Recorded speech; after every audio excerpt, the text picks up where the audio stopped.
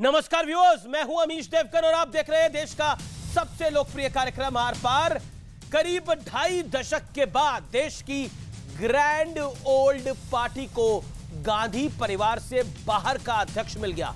80 साल के मल्लिकार्जुन खड़गे 137 साल पुरानी पार्टी कांग्रेस के नए अध्यक्ष आज बन गए हैं।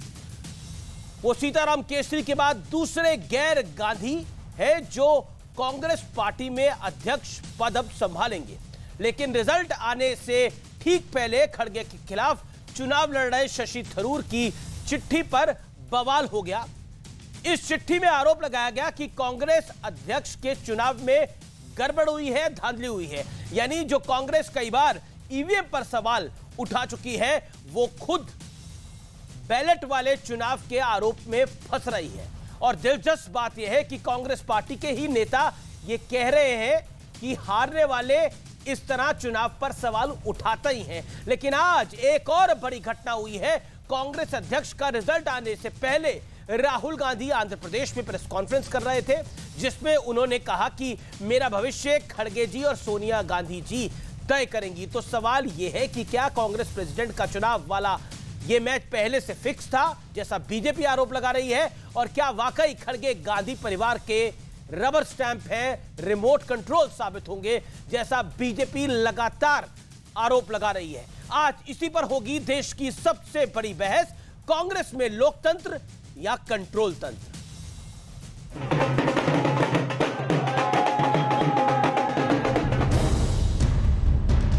I'm on my way to congratulate our new president. Let me go and meet him and then we'll talk.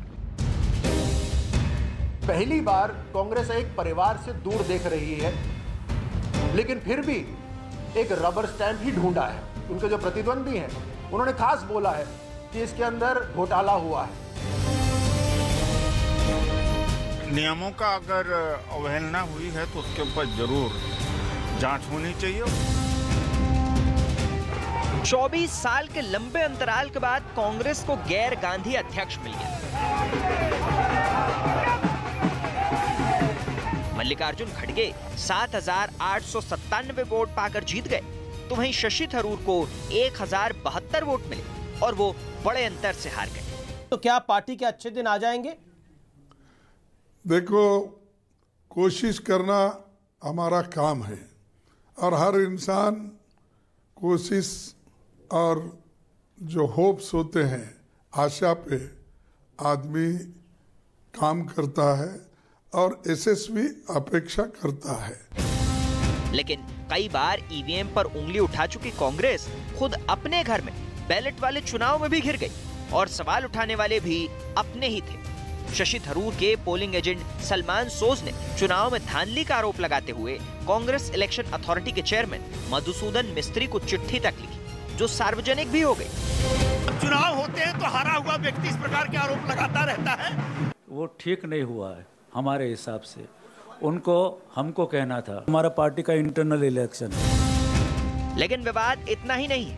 नतीजे आने से पहले ही खड़गे को बधाई वाले पोस्टर भी टंग चुके थे।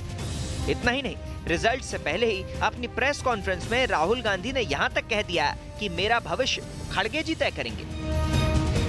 Of course, I cannot comment on Congress President's role. That is for Mr. Kharge to comment on. Clear as far as my role is concerned. The President will decide what my role is and how I am to be deployed. उधर कांग्रेस के नए अध्यक्ष खड़गे को उनके एक पुराने बयान को लेकर सनातन विरोधी कहा जा रहा है। ऐसे मोदी जी को अगर और शक्ति मिलेगी देश में, तो समझो फिर इस देश में सनातन धर्म और आरएसएस की हुकूमत आएगी। लेकिन आज सबसे बड़ा सवाल है कि क्या खड़गे कांग्रेस के अच्छे दिन लाएंगे? इसी पर होगी देश की सबसे बड़ी बहस, कांग्रेस में लोकतंत्र या कंट्रोल तंत्र।